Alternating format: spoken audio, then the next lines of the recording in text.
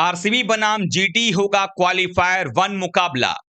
SRH की जीत ने पलटी बाजी तो बदल गया है प्लेऑफ का पूरा समीकरण। अब कैसे जीटी को एसआरएच ने ना सिर्फ क्वालिफाई करवा दिया है बल्कि पंजाब और केकेआर को भी एक मौका दे दिया है एक बार फिर से अपनी किस्मत आजमाने का, नंबर 4 पर होते हुए एलिमिनेटर के लिए क्वालिफाई करने का।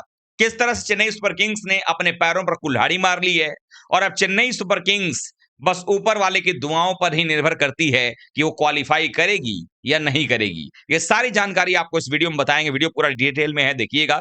पसंद है तो लाइक कीजिएगा, शेयर कीजिए दोस्तों में, और चैनल पहली बार आए हैं तो क्रिकेट की फैमिली में सब्सक्राइब बटन दबा करके अभी शामिल हो जाएगा। चलिए वीडियो को शुरू करते हैं।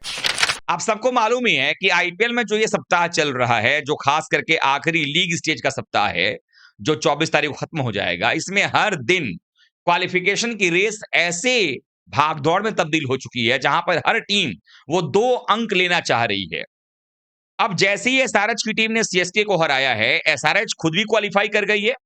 मैं आपको पॉइंट्स टेबल में दिखाऊंगा कैसे चीजें बदल गई हैं और आगे कैसे बदलने वाली है, वो भी बताऊंगा। कैसे समझाऊंगा कि कैसे पंजाब और केकेआर के बाद सीएसके, डीसी, आरआर का मौका होगा या अभी आरआर सबसे पहले जाएगी, सब पर बात करेंगे। लेकिन जैसे ही एसआरएच ने सीएसके को हराया, एसआरएच खुद भी क्वालिफाई कर गई 16 अंक लेकर के, और उसके अलावा जीटी के ऑलरेडी 16 अंक थे उनके पास में भी, तो उनके नाम के आगे भी क्वालिफिकेशन का क्यू लग गया है। अब जगह बचे हैं एक, और उस एक अनार के लिए कितने बीमार हैं जरा वो देख लीजिए। Punjab, KKR, RR, DC, CSK, यानी 5 टीमें ऐसी हैं जो उस एक स्थान की लड़ाई लड़ रही हैं। तो मिलेगा किसको पॉइंट? सबसे पहला अधिकार उसका होगा जिसके पास सबसे ज्यादा पॉइंट्स होंगे। सबसे पहले जरा पॉइंट्स टेबल पे आप नजर दौड़ाइए, आपको दिखाई देगा क्या कुछ सूरत हाल बना हुआ नजर आ रहा है।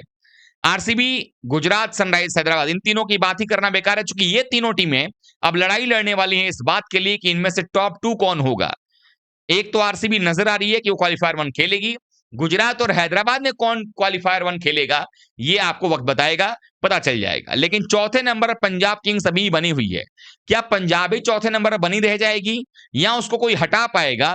उसकी लड़ाई राजस्थान, चेन्नई, दिल्ली, केकेआर, ये 4 टीमें यहां लड़ रही हैं और 5वीं खुद पंजाब है जो कि नंबर 4 पर अभी काबिज है। अब ऐसे में सवाल यह है कि जो राजस्थान की टीम है उसका मुकाबला अब आज लखनऊ से है, और वो लखनऊ की टीम जो चेन्नई को भी हराती है एक तरफा, जो टीम पंजाब को भी हरा रही है, खुद नहीं पहुंची लेकिन वो अब ऐसा काम कर रही है जिससे दूसरे काम बिगड़ सके। अब यहां पर सबसे बड़ी परेशानी वाली बात यह है कि राजस्थान रॉयल्स पर सबकी निगाहें होंगी। चेन्नई की भी होगी, दिल्ली की भी होगी, पंजाब की भी होगी, केकेआर की भी होगी, क्योंकि सबको पता है कि एक राजस्थान रॉयल्स की टीम ऐसी है जिसके पास 16 अंक करने का मौका है। अगर आप देखें तो आरआर के पास में 12 मैच में 12 अंक है, 2 मैच से बचे हैं, दोनों अगर जीतती है तो 16 अंक उसके हो जाएंगे।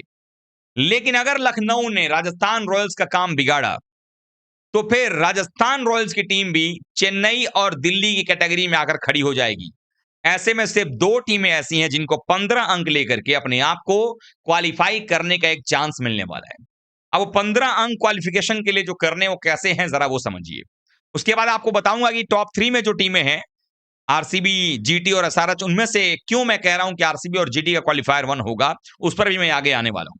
पहले जरा इनका मामला खत्म करते हैं। अब जरा आप सोचिए कि इस वक्त अगर आरआर हार जाती है लखनऊ से तो आरआर भी 14 अंकों की कैटेगरी में आएगी कि जीतेगी तो मैक्सिमम 14 तक जा पाएगी।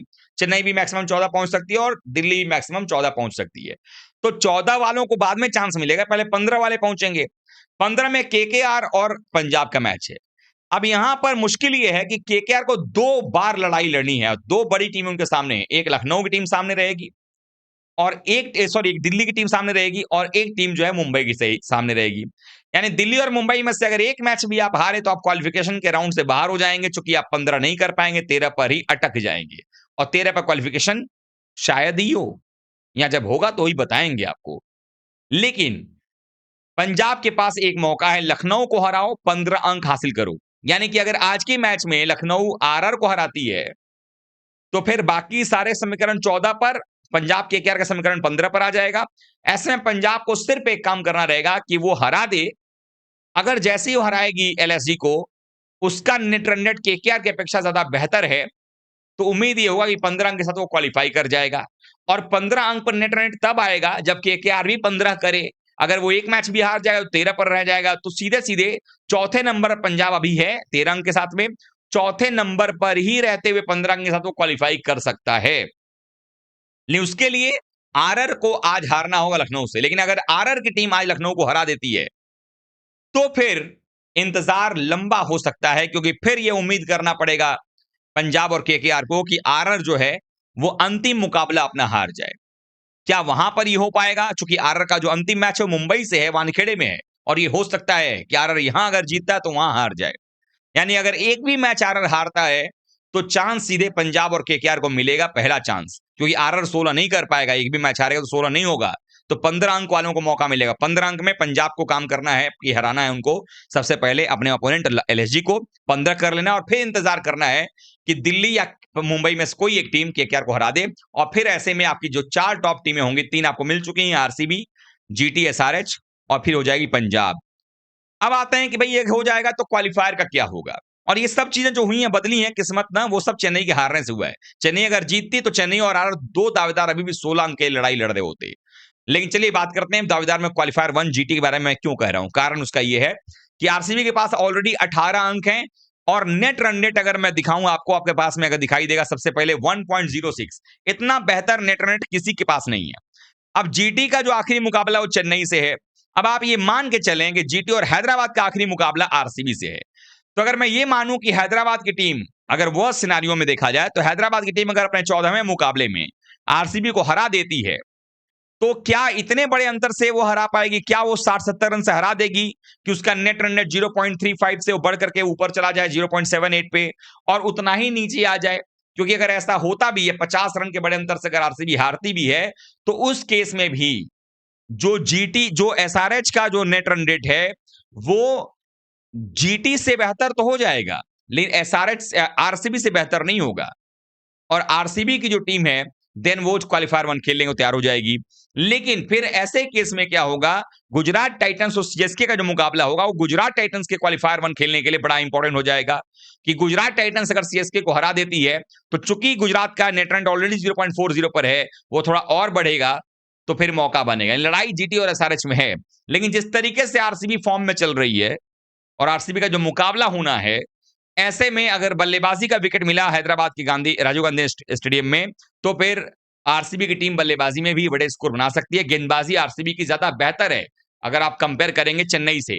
उनके पास बेहतर स्पिन आक्रमण है, बेहतर जो है पेस अटैक है। तो ऐसे में उम्मीद यह है कि गुजरात टाइटंस तो चेन्नई को हरा सकती है, लेकिन हैदराबाद शायद ही हरा पाए।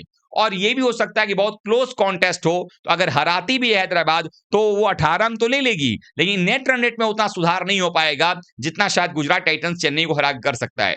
इसी को देखते हुए कहा जा सकता है कि गुजरात टाइटंस और आरसीबी के बीच क्वालिफायर 1 होगा, और जो 3 और 4 की टीम है, यानी कि हैदराबाद की टीम का सामना जो होगा वो पंजाब या केकेआर, या फिर जो टीमें 14 पर रहेंगी उनके बीच में जो आएगा उससे होगा। तो आप लोगों को क्या लगता है, क्वालिफायर 1 किसके बीच आप लोग देख रहे हैं, और किसके बीच आप लोग चाह रहे हैं क्वालिफायर 1 हो? कमेंट करिएगा, वीडियो को लाइक कीजिए, शेयर कीजिए दोस्तों में, और चैनल पहली बार आए तो सब्सक्राइब कर लीजिएगा। मिलते हैं फिर से, तब तक के लिए आप सभी का बहुत बहुत धन्यवाद। थैंक यू सो मच दोस्तों।